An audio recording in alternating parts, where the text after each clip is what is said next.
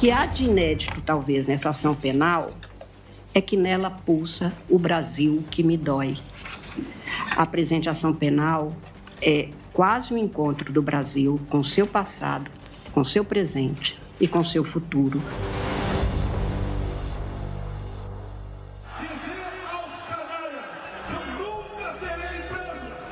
Jair Bolsonaro foi condenado à prisão com 5 militares e 2 delegados por liderar uma organização criminosa.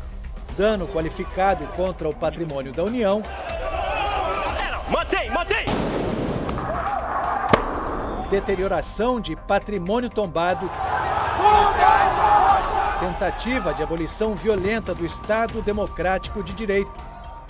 Os atos que compõem o panorama espantoso e tenebroso da denúncia são fenômenos de atentado com relevância criminal contra as instituições democráticas. É o primeiro ex-presidente da República considerado culpado por tentar um golpe de Estado. Fixo a pena final para o réu Jair Messias Bolsonaro em 27 anos e 3 meses. Quinta-feira, 4h30 da tarde, a ministra Carmen Lúcia, do Supremo Tribunal Federal, acaba de garantir maioria para condenar pela primeira vez um ex-presidente da República por tentativa de golpe de Estado. E a gente conversa com o professor de História do Brasil, Carlos Fico, da UFRJ, que acaba de lançar o livro Utopia Autoritária Brasileira, que fala da história de golpes no Brasil. Professor, em 136 anos de história, quantos golpes de Estado viveu o Brasil? Foram 15 golpes, considerando esse último. Professor, desses golpes, quantos ficaram impunes? Todos ficaram impunes, porque, naturalmente, quando os golpistas são vitoriosos, não cabe falar em punição, porque eles estão no poder. E no caso das tentativas que fracassaram, houve impunidade em todos os outros 7 casos, porque o Congresso Nacional sempre aprovou uma anistia para os golpistas. A República do Brasil já começava com um golpe militar. No fim do século XIX, o Império estava em decadência e o exército com moral alta depois de vencer a Guerra do Paraguai. Em 1889, o Marechal Deodoro da Fonseca depôs Dom Pedro II. 33 anos depois, em 1922, um levante promovido por integrantes do exército tentou derrubar o presidente civil, Epitácio Pessoa. Os jovens oficiais Eduardo Gomes e Odílio Denis participaram da revolta dos 18 do Forte, ou Movimento Tenentista, que foi fortemente reprimido pelas forças do governo. Ainda assim, nenhum revoltoso foi punido. É certo que quando há essa sucessão de anistias de não punição de militares golpistas, isso é um estímulo para o ativismo militar em geral. Em 1930, o preço do café despencou por causa de uma crise mundial. E o tenente Eduardo Gomes, que fracassou em 1922, voltou a participar de um levante. Desta vez para derrubar o civil, Washington Luiz. O golpe se consumou e Getúlio Vargas virou presidente. O Palácio do Catete é um dos cenários que melhor representam a história dos golpes no Brasil. Em 1930, o presidente Washington Luiz foi derrubado num golpe de Estado que impediu a posse do seu sucessor eleito, Júlio Prestes. Candidato derrotado nas eleições, Getúlio Vargas assumiu aqui, caçando a maioria dos governadores, fechando o Congresso, as assembleias legislativas estaduais, as câmaras municipais. Durante 15 anos, Getúlio governou com mão de ferro, resistindo à revolta constitucionalista, a chamada intentona comunista, e promovendo até um alto golpe. Getúlio saiu daqui deposto por militares. Depois voltou eleito, como se dizia na época, nos braços do povo. O mandato de Getúlio sofreu forte oposição. Em agosto de 54, um manifesto assinado por generais do Exército pediu a renúncia do presidente. Entre os generais estavam Castelo Branco, Costa e Silva, Henrique Lott e o agora brigadeiro Eduardo Gomes. Em vez de renunciar, Getúlio Vargas se suicidou. Um ano depois, Juscelino Kubitschek foi eleito com 36% dos votos.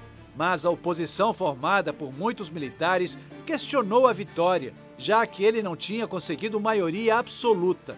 Juscelino só assumiu com a ajuda de uma intervenção de outra ala militar, chamada de contragolpe, comandada pelo general Lott e Odílio Denis, golpista anistiado de 1922 e agora general do Exército.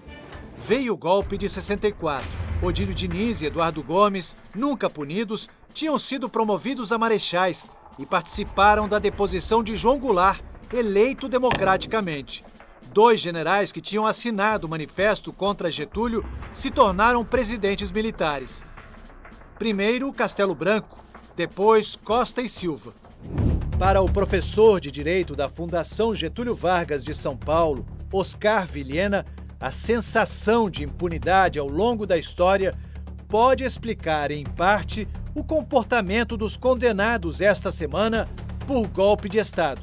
No Brasil, dar golpe sempre foi algo muito barato. Ou seja, como nós temos uma tradição, seja de impunidade em relação àqueles que estão no poder, seja de anistiar aqueles que tentaram e foram mal sucedidos, né?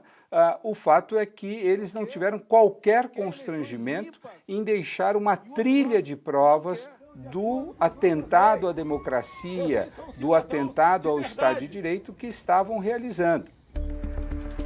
O ex-presidente Bolsonaro, capitão da reserva, foi considerado líder da organização criminosa e recebeu a maior pena, 27 anos e 3 meses.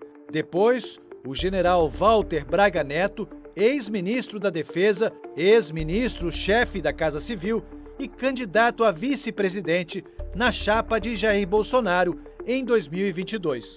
Almirante Almir Garnier, ex-comandante da Marinha. Anderson Torres, ex-ministro da Justiça e ex-secretário de Segurança Pública do Distrito Federal. General Augusto Heleno, ex-chefe do Gabinete de Segurança Institucional. General Paulo Sérgio Nogueira, ex-ministro da Defesa. E Alexandre Ramagem, ex-diretor da Agência Brasileira de Inteligência e deputado federal. Esses devem cumprir penas em regime fechado. Mauro Cid, ex-ajudante de ordens de Bolsonaro e delator do processo, recebeu a pena de 2 anos de prisão em regime aberto, em razão do acordo de colaboração premiada. A ministra Carmen Lúcia deu o voto que selou a condenação dos golpistas. O 8 de janeiro de 2023 não foi um acontecimento banal, depois de um almoço de domingo, quando as pessoas saíram a passear. O voto final, que estabeleceu o placar de 4-1, coube ao presidente da primeira turma, Cristiano Zanin. Foram sucessivos atos perpetrados pelo então presidente da República para obter apoio de braço estratégico das Forças Armadas para o logro do plano.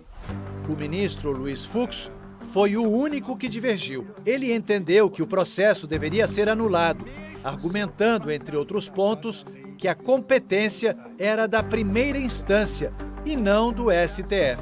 E depois votou para absolver Jair Bolsonaro e outros 5 réus. Não há provas suficientes para imputar ao réu Jair Messias Bolsonaro os crimes de tentativa de abolição violenta do Estado Democrático de Direito, 359, golpe de Estado, dano qualificado pela violência e grave ameaça contra o patrimônio da União e com considerável prejuízo para a vítima, artigo 163, parágrafo 1 do CP, e deterioração de patrimônio tombado, artigo 62.1 da Lei Ambiental 9605. Na última sessão, o decano Gilmar Mendes compareceu ao plenário e o presidente do STF, Luiz Roberto Barroso, sentou à mesa para acompanhar a leitura da sentença.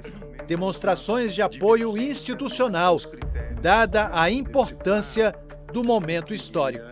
O que fica é a percepção de que alguma coisa mudou no Brasil. Pela primeira vez está havendo a punição de golpistas, muito especialmente de militares golpistas, e é preciso lembrar, inclusive agora, sendo condenados a penas superiores a 2 anos, eles ainda passarão por um julgamento de honra no Superior Tribunal Militar. Os especialistas lembram que outros países da América Latina, como a Argentina e o Uruguai, já puniram militares acusados de tortura e de liderar regimes de exceção.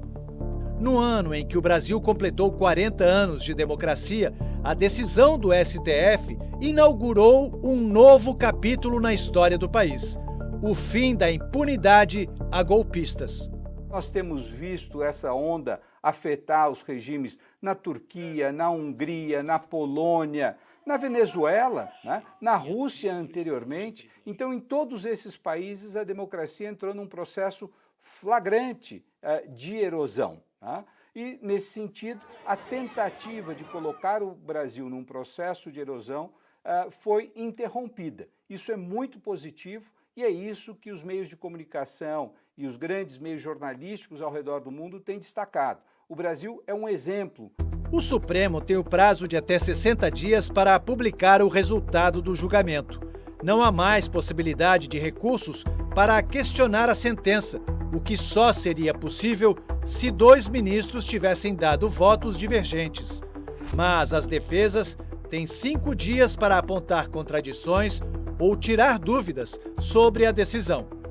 Os réus devem começar a cumprir as penas até o fim do ano, mas só depois que todos os recursos forem julgados pelo STF. Não há um julgamento das Forças Armadas. Quem conhece que o Brasil tem 9.000 quilômetros de litoral, do Oiapoque ao Chuí, que o Brasil tem 17.000 quilômetros de fronteira terrestre, pode achar que existirá a indeclinável soberania nacional sem Forças Armadas fortes. Eu acho que o Brasil só vale a pena porque nós estamos conseguindo ainda manter o Estado democrático de direito e todos nós, com as nossas compreensões diferentes, estamos resguardando isso e só isso, o direito que o Brasil impõe, que nós, como julgadores, façamos valer.